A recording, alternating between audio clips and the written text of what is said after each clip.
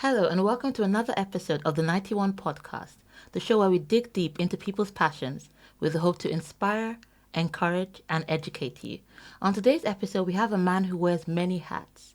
He's a theologian, he's an author, and he's a pastor. And he's none other than Dr. Yaya Obozua. Welcome, Dr. Yaya. It's amazing to have you today in our studio. Thank you, Kuna. It's a pleasure coming here and look forward to a great time and having a great time here. Dr. Yaya, I heard through the grapevine that your daughter asked you one question, and because of that, you've written a book that's 150,000 words for now, that you've not finished yet. What was the question she asked you? Well, she said that when we were, just quoting her now, when we were at home before marriage, you counseled us on how to get married and who to get married to. Now that we're parents, how should we raise our children? And I felt that was a very good question. And I began to study the book of Proverbs and started writing and posting my devotional materials on the WhatsApp group, family WhatsApp group. And that was how it all started. And I found myself working my way through the book of Proverbs. I started from chapter 1, verse 1, of course, went to chapter 31, finished, and back again to chapter 1. And now I'm on chapter 6. So, from all your research and studying, have you now found the answer to your daughter's question? What next? How do you raise your children? I've found many questions. I'm discovering more questions. Wow. And I'll continue to seek more answers to her question. Of all places to go to with your daughter's question, you went to the book of Proverbs. So, I don't know, I would have thought you would go somewhere else in the Bible, maybe Songs of Solomon or something. Why did your daughter's question take you to the book of Proverbs? Well, I've studied the book of Proverbs myself again a long time ago, and I dedicated that to my wife. Yeah, because depending on how you read that book, well, I think if you read it well, you'll gain quite a lot from it. Why did God allow that book to be in the Bible in the first place? That's the question. The fact that it's there, it means we have to learn something from it. So I learned about how to love my wife. From the book of Proverbs? From Songs of Solomon. You mentioned Songs of Solomon. Yeah. So that's why I didn't go back there. So I went to the book of Proverbs because of what I gained from it. And I started with chapter 1 and learned quite a lot. It says, because the child says, Beni means it's an endearment. So your father calling a child to say, look, come, my dear son, let's talk. That's the kind of, if it's about parenting, it's there because it talks about a naa is an immature person. And then you see that as you read Proverbs chapter 1, you come to verse 3 and verse 4, then it says, that a naa talks about a person who is immature. And that was exactly what Jeremiah said when God said, God called him. He said, I am youth, immature. But then children are immature. And then the role of the Hakam, father actually, is to make that person who is immature to become mature. Sorry, so now, you've mentioned the role of the father, and I just want you to, from what you've studied, can you focus on the father and give us, tips, from the book of Proverbs on the role of the father, what the father is meant to do, and how wisdom plays into it? Yes. The first thing would be, before, I like what an answer that was given to a Russian minister of education. He asked a rabbi, he said, how long when does the education of a child start? And the rabbi said 20 years before the child is born. Now the wisdom is this. If you want to train your child, you must have gone through proper training the training yourself. So it's just like you have a curriculum and then you've gone through it. So you use that same curriculum to train your own child. So if you don't have one, then you're not ready to train.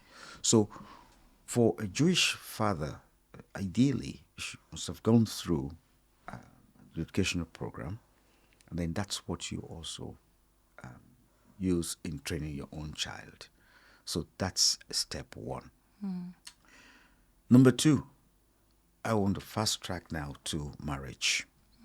I was in Nigeria, went to Nigeria, and when I was still reading Book of Proverbs, I was reading Proverbs 14, and I discovered something that before a woman actually goes into marriage, she should ask for wisdom. I discovered something. My impatience. When I wanted to marry, no one told me about wisdom. So I was more interested in getting my wife in to my house. And for us getting married, I wasn't interested in wisdom for marriage. But I discovered that my wife made some mistakes. Of course, did I blame her? I did. But later I discovered that I was wrong. I was the person that was impatient. I could have asked her to go and pray for wisdom before marriage. But I didn't, because I didn't know, was ignorant. But thank God, I now know. So, once you get married, you've both gone through the educational program. Then, when the child comes, you sit down and take that child through that program. Now, the role of the father is actually, if you read chapter 1, chapter 2, nearly all the chapters, you find things that the father should do. The father should actually sit down and talk to a child and say, look, this is meeting time between both of us. Let's talk about life. The child will make friends. What kind of friends does this child have to, of what kind of friendship does he or she needs to get into? Now, Proverbs teaches you that. It says, it talks about the Chataim. This is more or less like gangs. And it says, when people who are habitual sinners entice you, don't agree with them. They will tell you get this kind of thing from killing people or robbing people and so on. It says, don't join them. And that's there. It's the role of the father. You don't leave it until the child gets into trouble and then you say, didn't you know? No, the father can't ignore that. That's a responsibility of the father. What does the father do again? The father needs to sit down and say, well, you need to work.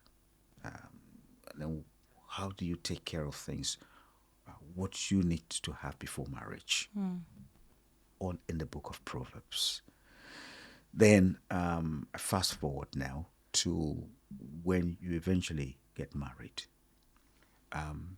It's the man's responsibility, the husband's responsibility, or the father's responsibility to help his wife to become a Shet Kayil. And I'll explain what that means. Virtuous woman. as I studied Proverbs 31, I discovered that if the husband didn't give, or the husband doesn't give his wife the space to do what the virtuous woman should do, then she won't be one. I was studying Proverbs 31 and I got to the point I said, my wife does this, my wife does this. So I started calling her my Eshet Kayil.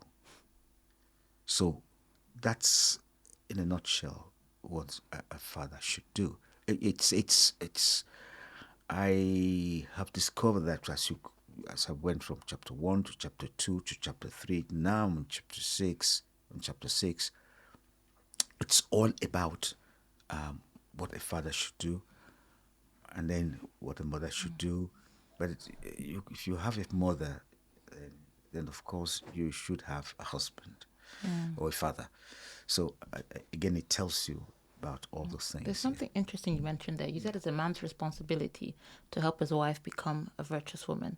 In a way, it's like you're saying it's a man's responsibility to guide or to teach his wife to become a virtuous woman. Is that what you're saying? What I mean by husband's responsibility, or he has a part to play in it, is that if you are that kind of husband who wants to micromanage your wife, she won't be a Shed Kail. That's my conviction. You can't micromanage her. There are things she may want to do. Yeah. And if you don't understand why she wants to do them, ask questions. But a husband also needs to study the book of Proverbs, chapter 31, to understand what the virtuous woman does. For example, Ruth was the only woman described as Sheshkayil. And she actually became one before she married Boaz, because he said so. He said, we all know that you are. So, the husband has a role to play, major role to play. Husband, and I understand what it means to be a husband.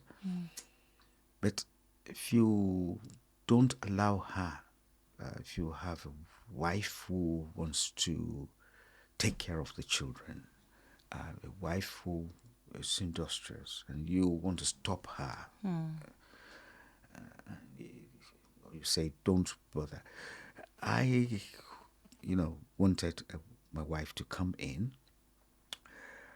to my house with almost nothing. I wanted to buy everything. Just say, come in. You don't need to bring anything from your parents' home. Just come in and stay. There's a car, there's this, there's that. Just enjoy yourself. Be, And God didn't allow it to happen that way. And I'm happy that He didn't allow it to happen that way. I had a dream. I wanted it, but with understanding Book of Proverbs, now I understand why God didn't allow it to happen. So a husband has a role to play, but you just need to read Proverbs 31 or study Proverbs 31 to see what the Shed Kiyil, the virtuous woman, is expected to do, and ask yourself, will every husband allow his wife to do these things? Yeah. And as you go from one to another, you discover that if you as a husband don't allow her, then it won't happen.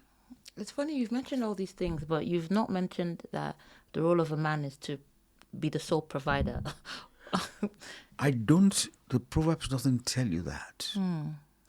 And this idea of being sole provider, I don't see that personally in Proverbs. a woman who will weave things and sell to merchants. The whole idea is to bring money in, isn't it? Yeah. So I personally don't see that in the book of Proverbs. The woman has a part to play, and I've heard it, and my wife herself, we don't agree with it. Wife works, so we don't agree with this idea of the man is the sole provider, and our daughters know this, that they have to do something to bring money in. It's funny because today's culture, when you go online and you see the things a lot of young girls are writing, it's almost like every woman is waiting for a man to come and provide for them even before they get married, buy them things, pay for their hair, pay for new iPhones, take care of them. And then when he's done all of that, they'll see him as a worthy man for them to marry. But from what you're saying, the Bible itself is not even agreeing with that, because it's showing that the virtuous woman also did some work. Correct. If you go back to Genesis chapter 1, when God made Adam and Eve, let's take 1 and 2 example.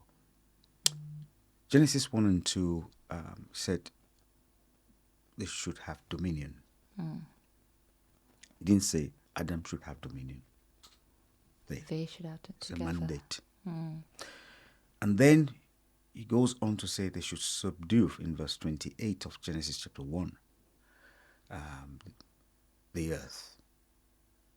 The word subdue actually means to cultivate. He didn't say Adam cultivate the earth, because Miles Coverdale, in his translation, 1535 translation, used the word subdue. And then you find some text now that use the word subdue. But subdue, around the 16th century, when Coverdale wrote, the word meant to cultivate. And then if you look at it, it's close to the Hebrew, to cultivate the earth. So Adam to cultivate, Eve to cultivate. Together. So if we are talking about modern culture or modern concepts, then okay, fine, but let's go back to that.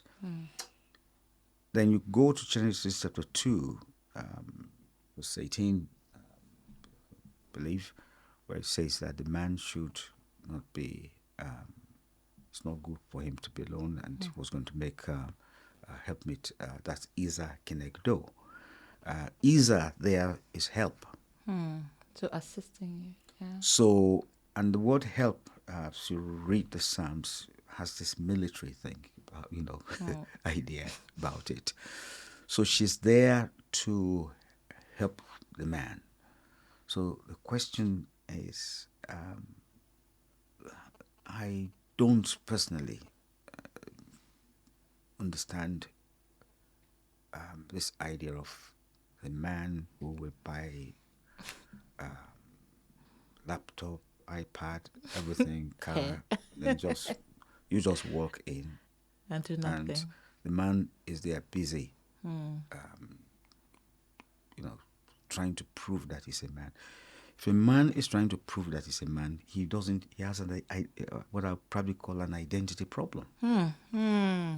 Because you know you're a man, so what are you trying to prove?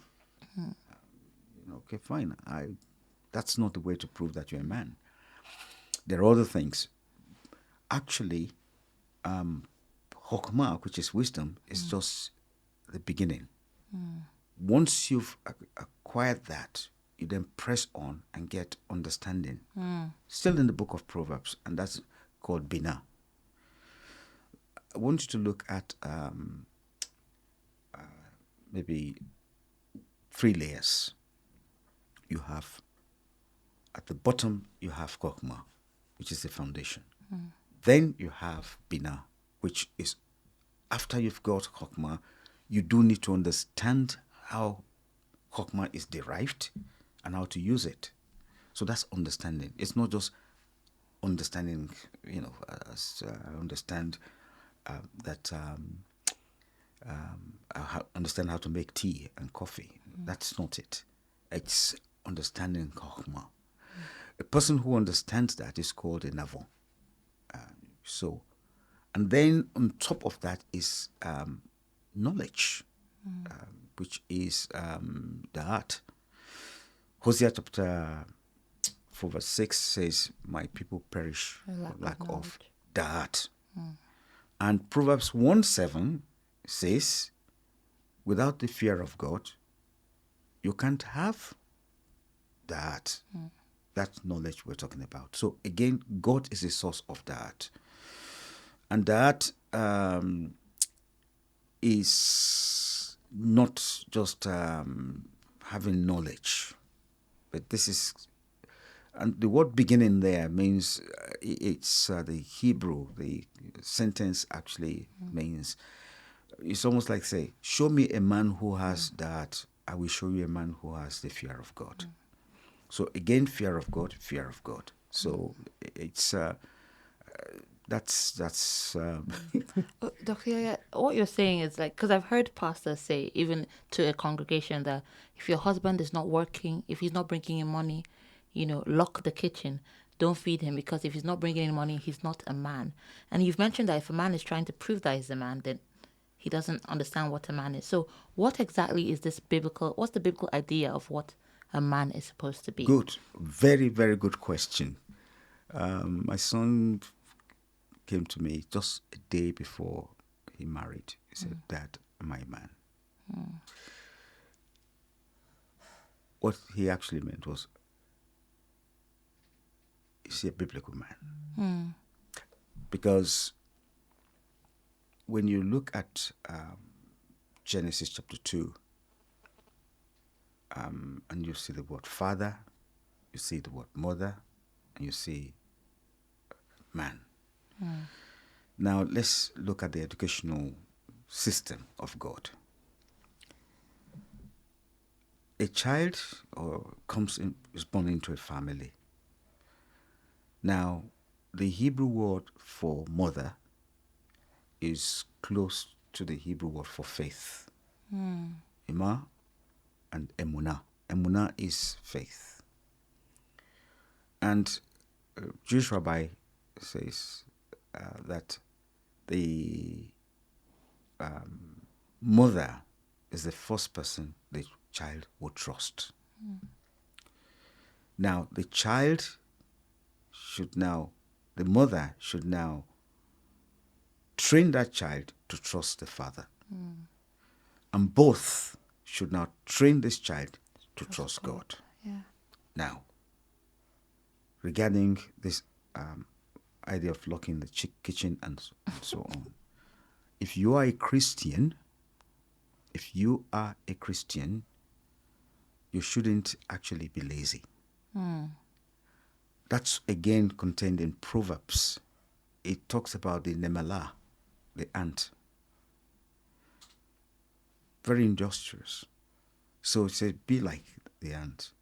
And New Testament has not cancelled that. So if you are a Christian, you should actually be hardworking. So if you're not a Christian, then you're not one.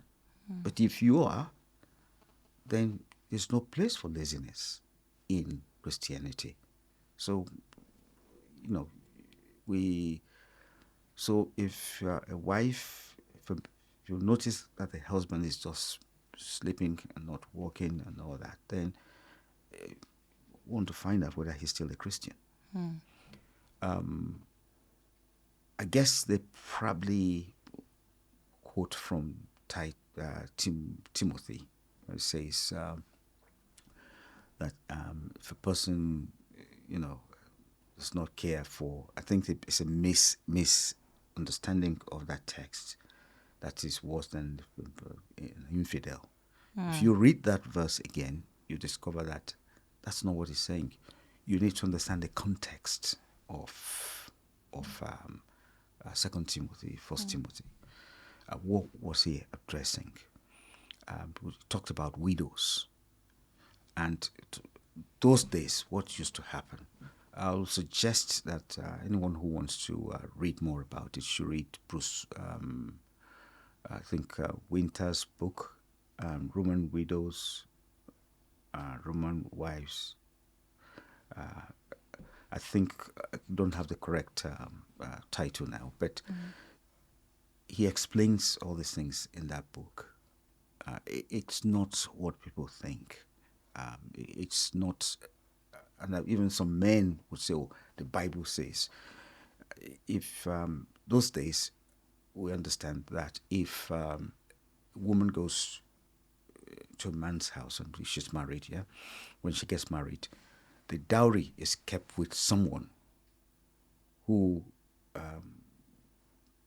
would then take on the responsibility of looking after the woman in the event of the death of her husband. Oh, okay.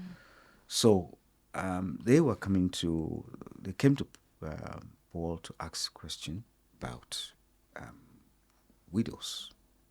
And he said, if you have that kind of a person who is a Christian, who has accepted to look after a widow, the event of death of a husband, and he's not doing it, that's what the person is addressing in that Person infidel.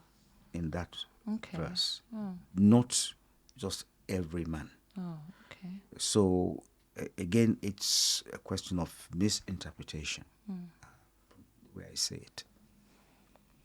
So you still need to answer that question. So what exactly is a man biblically? The biblical man. So maybe you can give us the characteristics of a biblical man. Okay. The man is a person who has learned from his father what it means, what God expects from a man. So which means the father himself must know what God expects from men. Then he is first a son, and he is the seed of a previous generation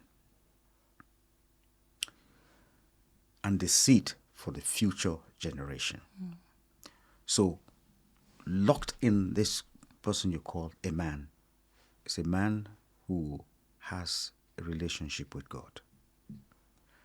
So that's the biblical man. Because Genesis chapter 2, when it talks about man shall leave father, mother, and so on, Adam and Eve were still in perfect relationship with God. So a man should actually be that person who has a relationship with God. So they're not men who don't have relationship with God. Okay, fine. Yes, they don't. But they are not the real biblical man. So if somebody's looking out, they're not a real biblical man, I should say. so if a woman is looking, maybe to get married, the type of man she wants is someone who has a relationship with God. Very good. Yes. Should have a relationship with God. And in the book which is ready for publication. The one you were writing. It's finished now, ready for publication. And that book is about discovering things that, in a man that will help you make some very good decisions. And that book is based on the book of Esther. It's titled, I think it's titled Liquid Marriage. Liquid because it's not solid. And so that's the reason why I call it liquid marriage. Wow. So there are things you need to look for in a man. If, for example, if his friends make decisions for him, then you get into trouble. Because if there's any conflict at home, he goes to meet his friends The friends may say, get rid of her. You see that in the book of Esther. So if you try to find out if a man's friends control him, and if the answer is yes, then you should decide or make a decision with him right there and say, well, your friends don't rule our home. Is that acceptable? If it's yes or no. If it's yes, okay. But if it's no, then you have to think twice. And many more. Okay, I'm just going to ask you 2 final questions, right? My next question is, I know we focused a lot on men. We talked about, training, disciplining your children. But where does wisdom come in with the relationship between a man and his wife? Where does wisdom play, and how do they relate in wisdom? Yes, from chapter 1, you find the man sitting down talking about relationships, teaching the children about relationships, and so on. If a wife has a father or husband who knows how to spend his time with his children, I believe that's discovering how wise the man is. If he has nothing to offer, then there's a problem. Because if he does not train the child or the children, he has nothing to offer, then they'll make decisions, and possibly expensive decisions, because we are products of our decisions. So, in terms of husband and wife, your wisdom will, if a man has wisdom, he will be able to raise wise children. So, and Proverbs 1 verse 9 says that. It says, wisdom, discipline, and teaching will make a child to be, to reign, and also to be a winner. Proverbs 1, 8 and 9. Now, again, it talks about knowing the right relationship that should exist among human beings in the same Proverbs chapter 1. And it talks about making judgments and applying righteousness every time you make any judgment. It's there in Proverbs chapter 1. So I believe that that wisdom would help with bringing up children. That's one thing there. And then when teenagers are transiting from childhood to adulthood, you need wisdom to manage them. Else there'll be conflict between the husband and the wife. Argument every day. This is how you should train the child. That's how you should not train the child. But that then leads us to something else about the wife. Many mothers, because of this trust that exists between the child and the mother, most children share deep secrets about their lives with their mothers. Because the father is tough. They don't want daddy to know. So she hears some things that, because the child has said, don't tell daddy, she keeps that. The next, don't tell daddy, she keeps it. Then she gets into trouble. Health, high blood pressure, and other kinds of health-related issues. She's keeping too many secrets. Because of that. And she's not really herself, because she's, wants to hear more from the children. Trust is there. And it's not easy to manage.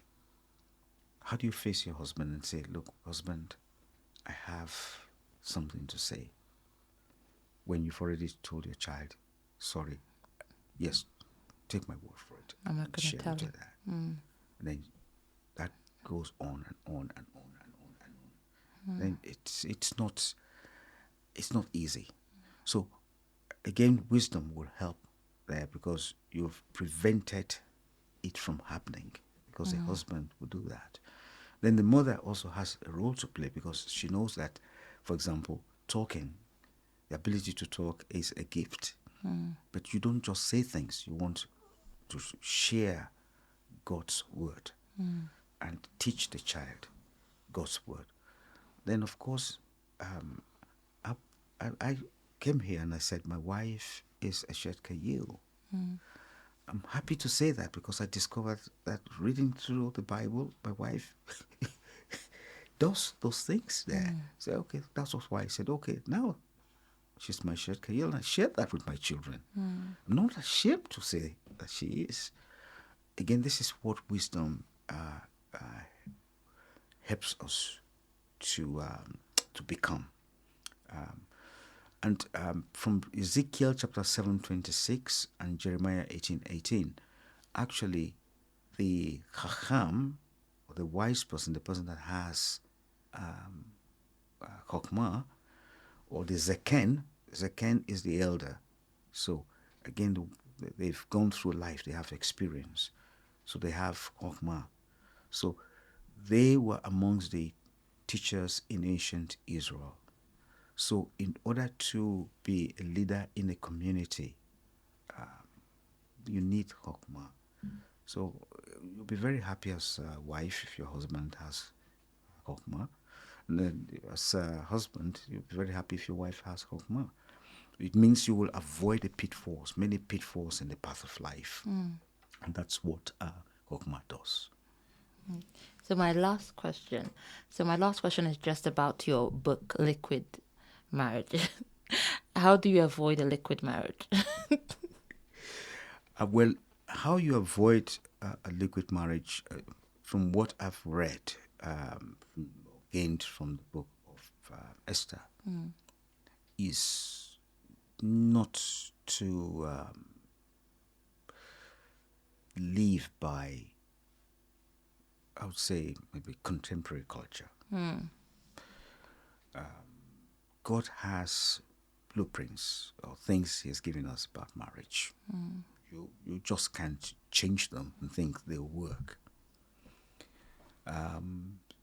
So to avoid liquid marriage, number one, you have to understand that there are certain things you do that will have impact on your marriage. Like what? For example, the place where you actually, let's say courtship is very important.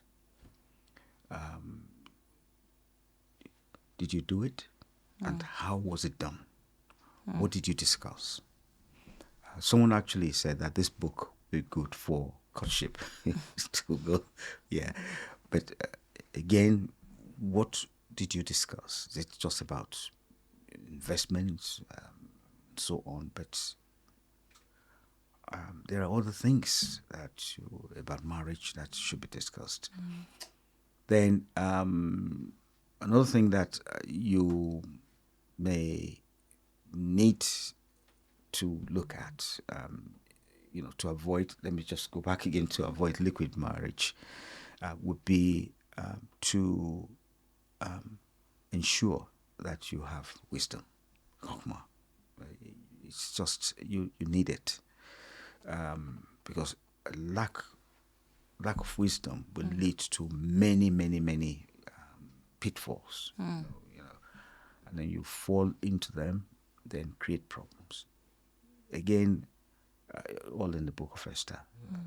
So I would say that a proper Christian marriage is not just wearing wedding gown, getting bridesmaids, and so on, because people actually don't understand it. That the reason those days, the bride and the bridesmaids used to wear the same kind of dress. And there was this superstition that the evil spirit would attack the bride. And because they wore the same kind of dress, that would confuse the evil spirit. That was, if you go back into the history of wedding gowns and so on, you discover that it's something that has been Christianized. Many people don't understand it. And the best man was like, they used to steal women those days, steal and run away with her. And that's why it said, stand on this side. The right hand was meant to carry the sword to defend and fight.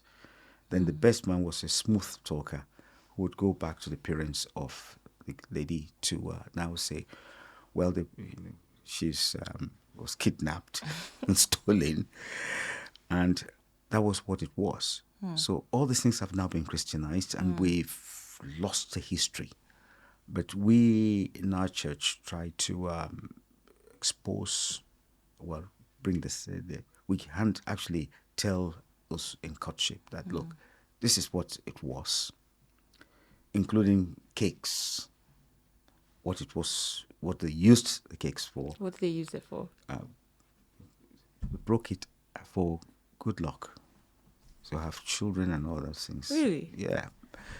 Confetti plays the same kind of role. So again, exploring all these things means that you read all these things and now ask yourself, should you really spend money on all these things?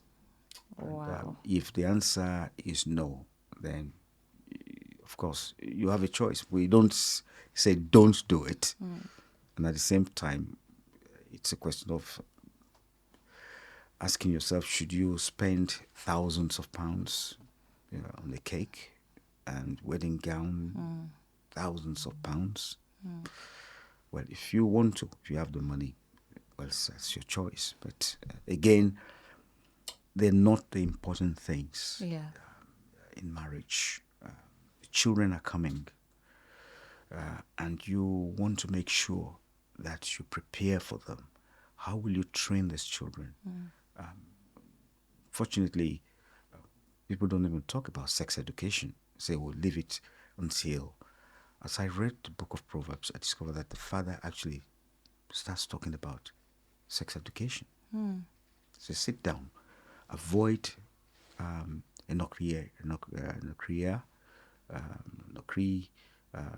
avoid prostitute, avoid strange woman.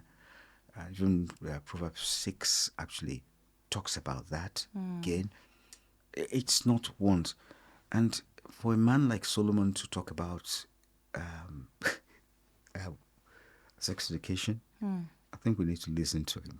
So, and he was an expert, so and he's still an expert. So we have quite a lot to learn from him. So, and that's the way I say it. So we have things like that to talk about.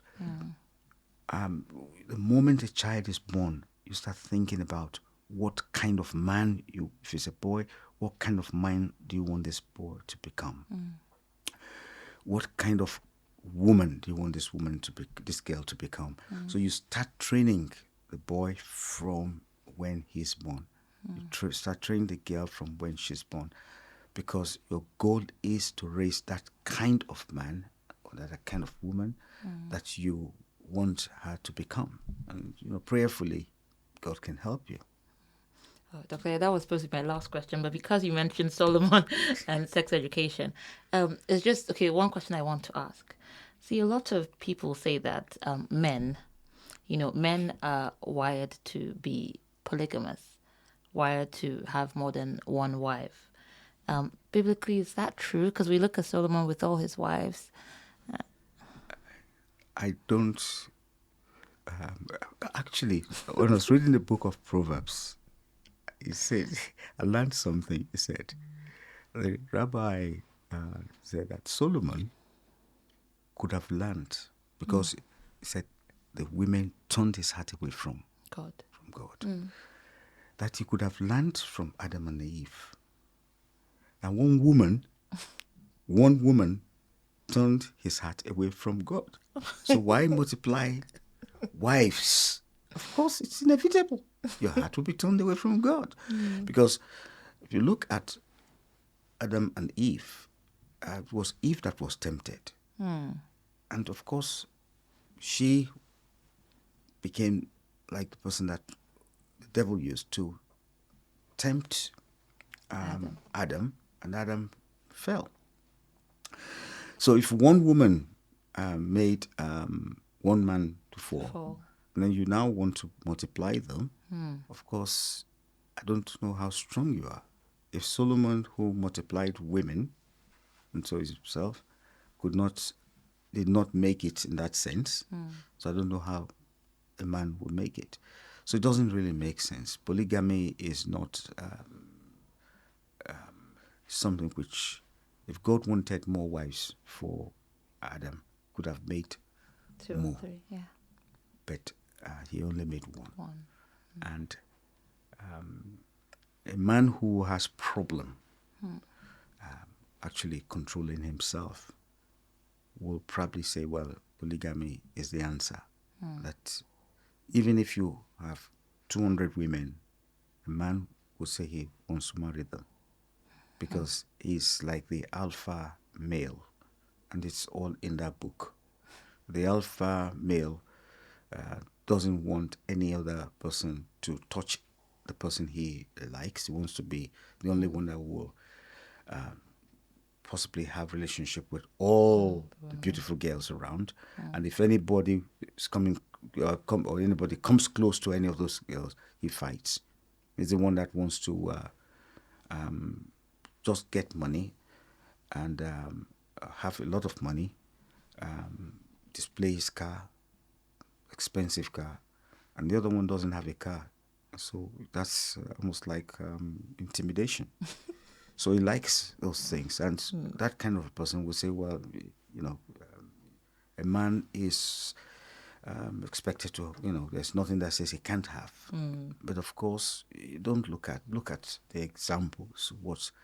If you control yourself, then you should be satisfied with one.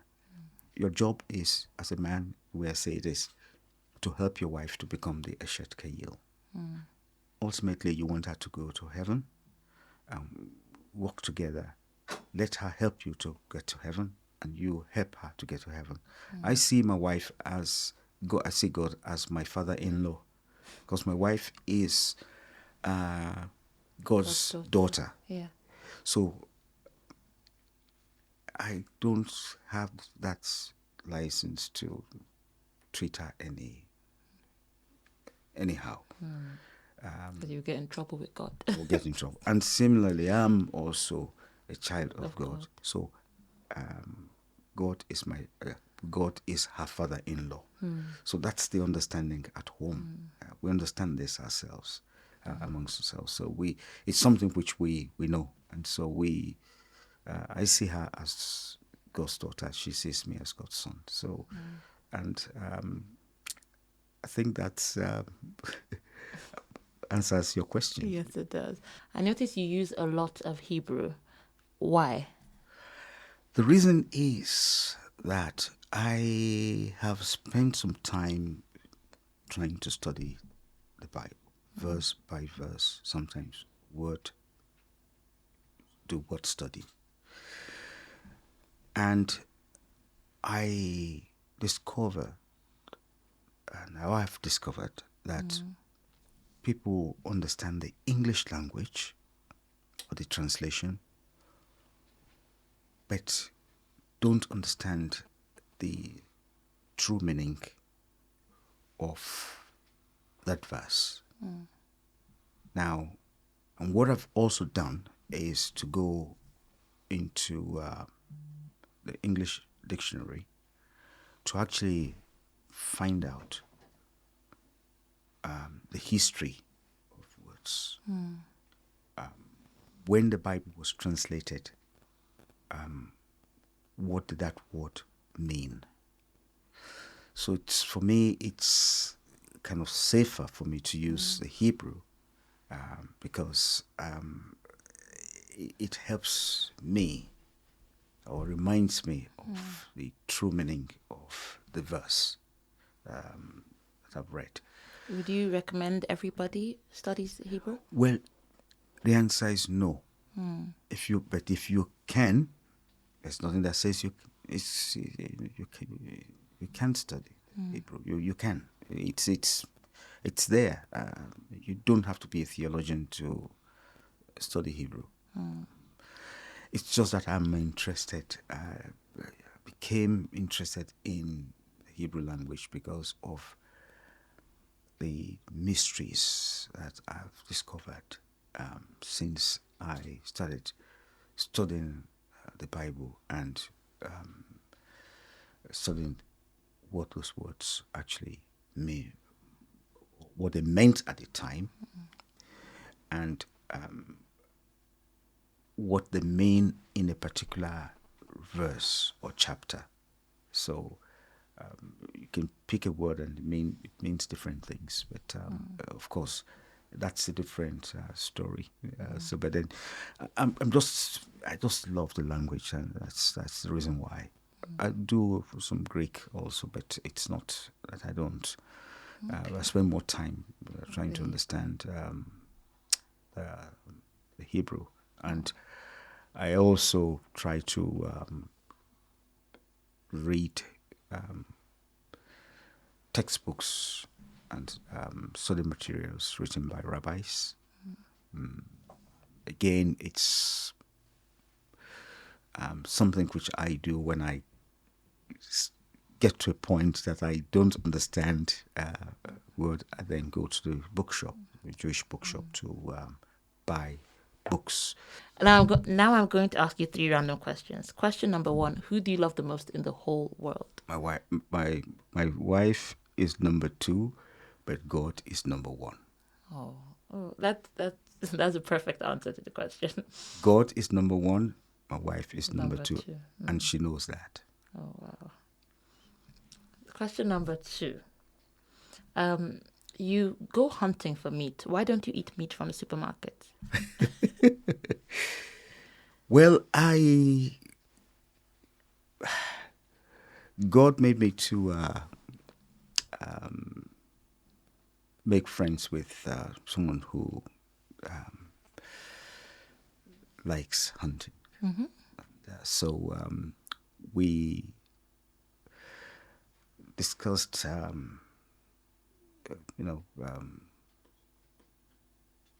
a discussion about meat. And he likes pheasants. And before then, didn't know much about pheasants. And he asked me if I knew that pheasants are better than chicken.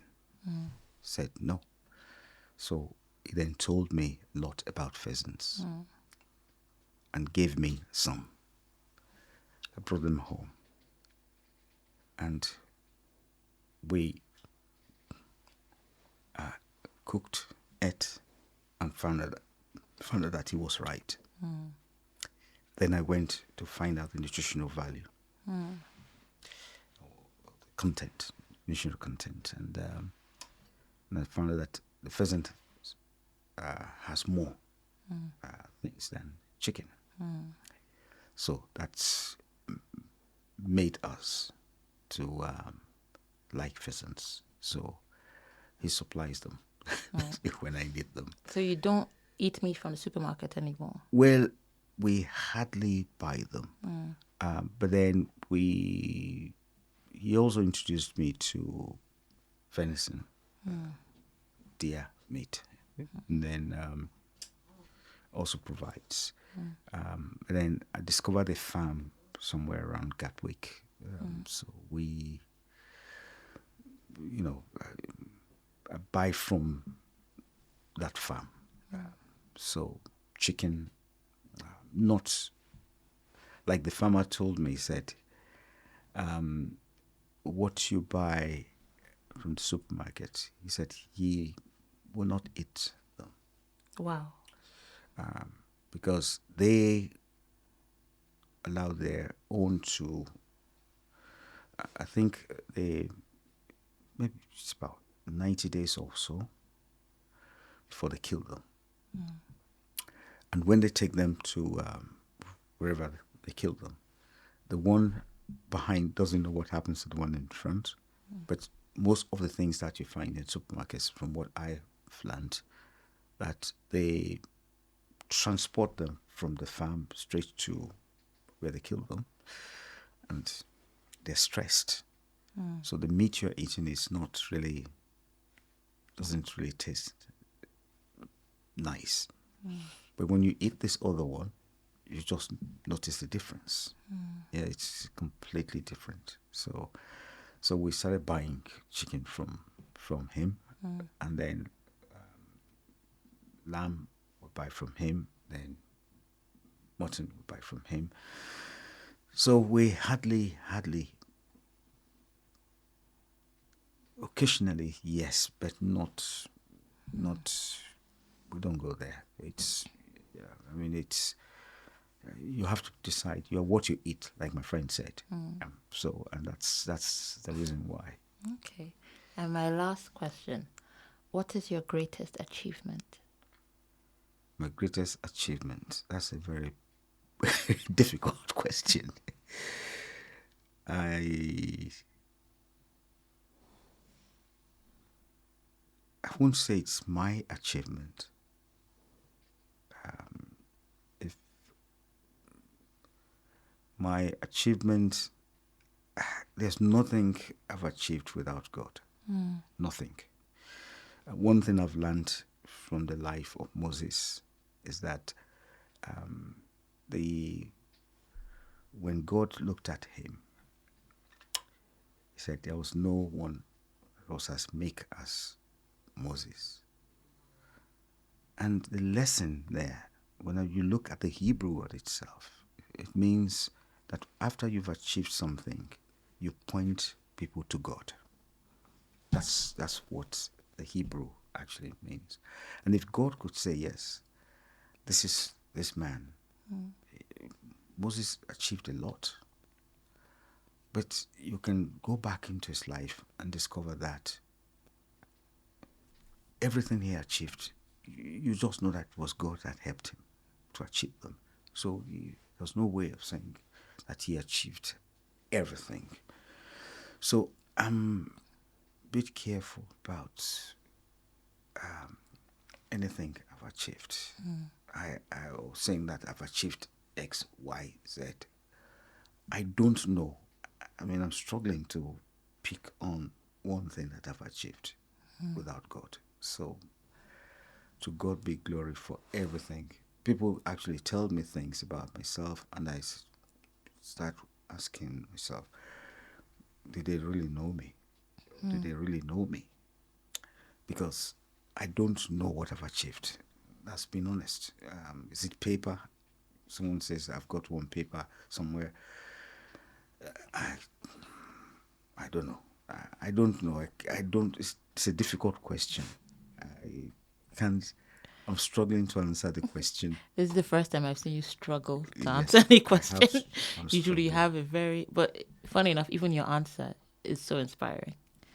So, wow, that was such a great conversation with Dr. Yaya. He's really filled with a lot of wisdom. On our next episode, we have kind of the opposite of what we had today. We have an atheist. His name is Tema Agadama, and he's going to explain to us why he doesn't believe in God. But I think studying the Bible actually took me away from religion. It opened my eyes, so to say. So I think any rational, logical person who reads the Bible will see reasons to leave religion. You don't want to miss this. So guys, please don't forget to like and subscribe. We really need all the support we can get. See you next time.